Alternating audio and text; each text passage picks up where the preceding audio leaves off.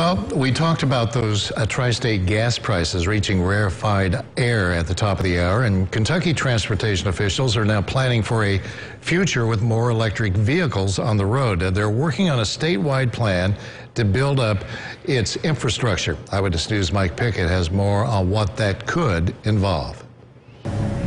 This is one of 10 charging stations currently in place here at the Western Kentucky Parkway Travel Center just outside Beaver Dam.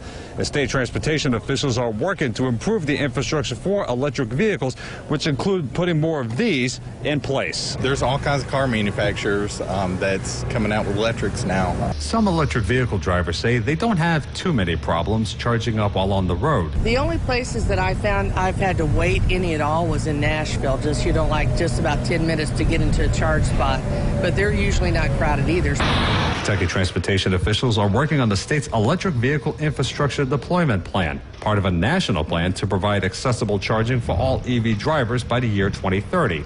They updated grad officials on their plans Tuesday.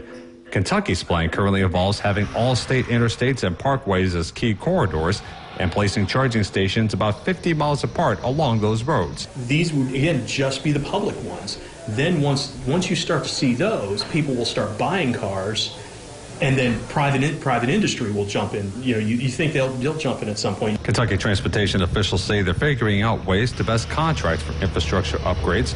More than $80 million will be available to Kentucky through the next 5 fiscal years. Some lawmakers question why government is involved in setting up charging stations, but some drivers say the growing need is the reason. I can see them taking up a pretty good percentage of the vehicles on the road, so the more charging stations, the better off it is for the travelers. Kentucky transportation officials say the plan will be done by August 1st. In Beaver Dam, Mike Pickett, Eyewitness News.